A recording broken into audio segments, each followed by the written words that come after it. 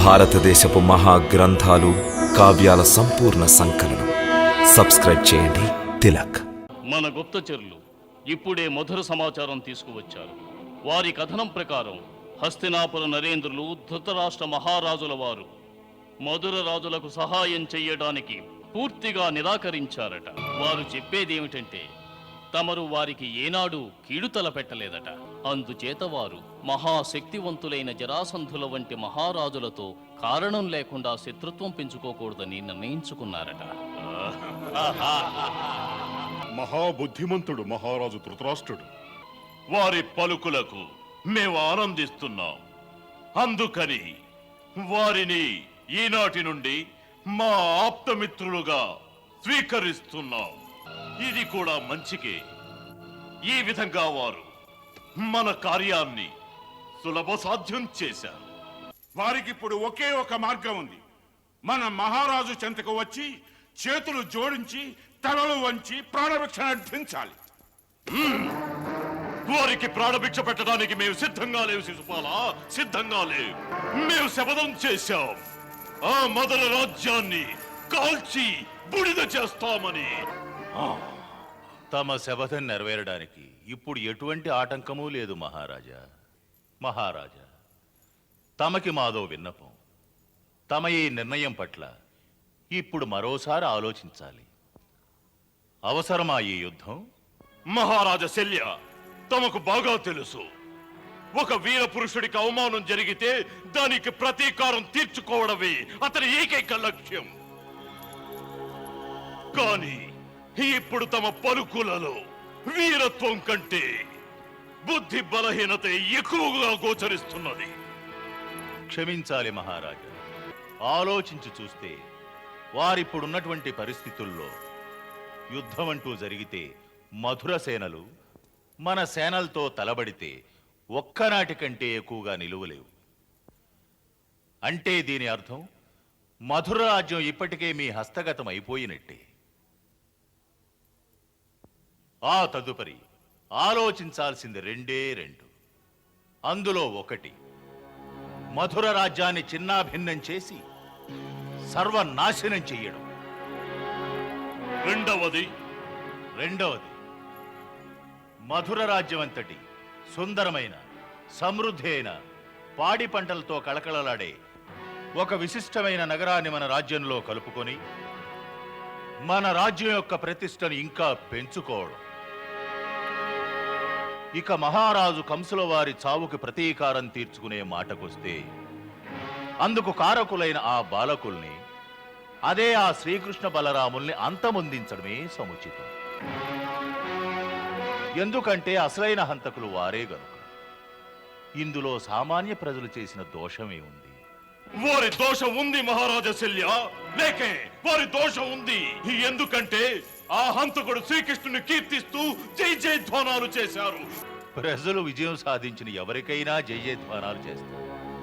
రేపు మీరు విజయులై మధురలో ప్రవేశిస్తే అదే ప్రజలు మీకు జై జయధ్వానాలు చేస్తారు.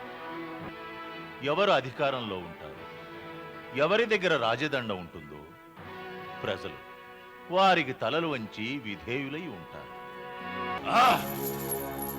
అంటే దాని అర్థం ఆ ప్రజలకు ఎటువంటి శిక్ష విధించకూడదా?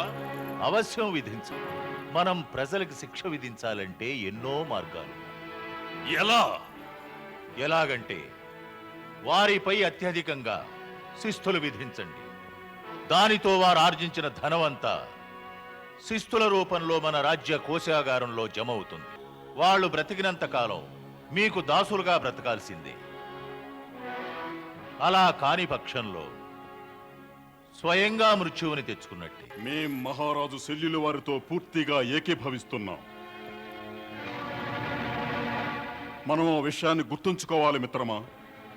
ఘనకీర్తి వహించిన ఒక నగరాన్ని నిర్మూలించడం చాలా సులభం, కానీ దాన్ని నిర్మించడం ఎంతో కష్టం.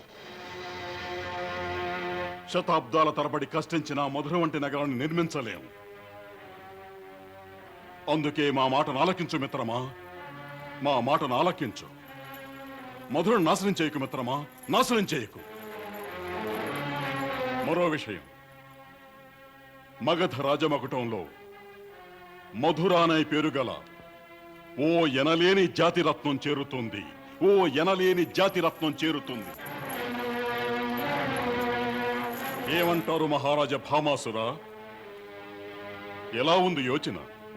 సుందరం, అతి సుందరం. దీనితో మన మగధ సామ్రాజ్య వైభవం ద్విగుణీకృతమవుతుంది.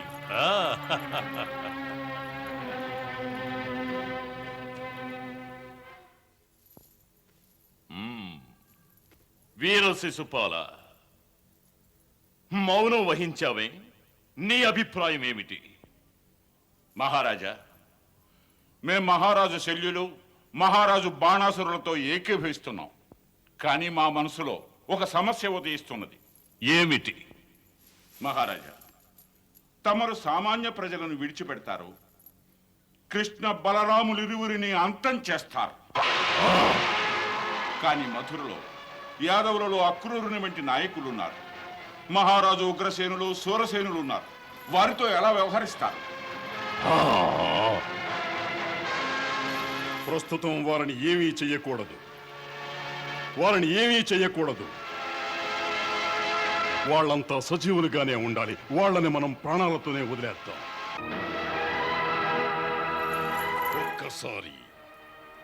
ఒక్కసారి వాళ్ళని పరాజితుల్ని చేసి ఆ నగరంలోకి ప్రవేశించామంటే ఆ తరువాత మనం చేయబోయే మొదటి కార్యం వారి సైనికుల చేతే వారి అస్త్రాలను స్వాధీనం చేసుకోవటం. తరువాతేముంది? రాత్రికి రాత్రి ఉగ్రసేనుడు, శూరసేనుడు, అక్రూరుని వంటి నాయకులను, సేనా నాయకులను బందీలుగా చేసి మధుర నుంచి రాజగిరికి పంపించి వేద్దాం.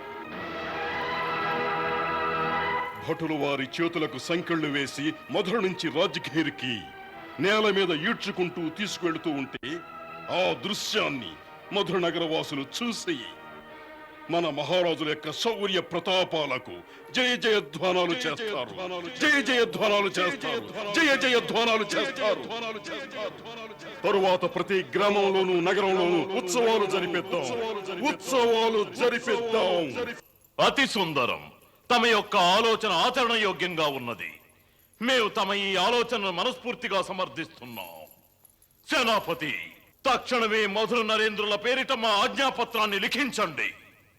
ఆజ్ఞ. అందులో రాయండి, మీరంతా మహారాజు కంసుని మరణానికి కారకులై దుష్కర్మ చేసినందుకు ఒక దండన నిర్ణయించాం. మధురలో జీవించే సకల ప్రజానీకాన్ని అంతమొందిస్తాం. అంతేకాక మధుర నగరాన్ని అగ్నికి ఆహుతి చేస్తాం. దాంతో మధురా నగరం, దాని యొక్క ప్రతిష్ట చరిత్ర పుటల్లో నుంచి శాశ్వతంగా చెరిగిపోతాయి. ఈ పని మేము కేవలం ఒక్క దినములో పూర్తి చేయగలం. నేడు మా చెంత 23 అక్షౌహిణుల సేనాబలం ఉంది. అందుకు జంకే హస్తినాపురంలోని కౌరవులు కూడా మీకు సహకరించుటకు నిరాకరించారు.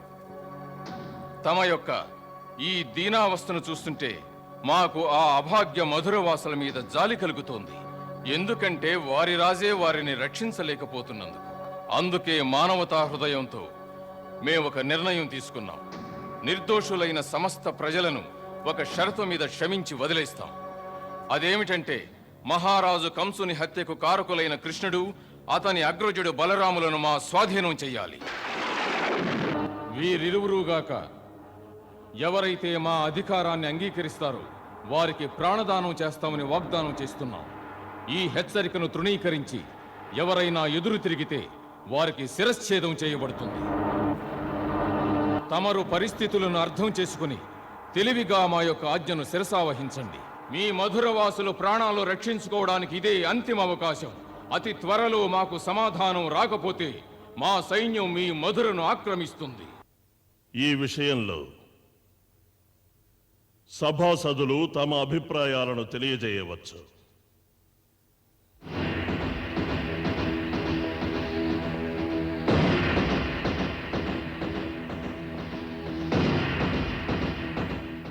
ఇవి సంధి షరతులు కావు, కయ్యానికి కాలు దువ్వడం. వారి ఆజ్ఞ ఏమిటంటే యుద్ధానికి ముందే ఓటమిని అంగీకరించి ఆయుధాలను వారి చరణాల చెత్త పడవేయాలని.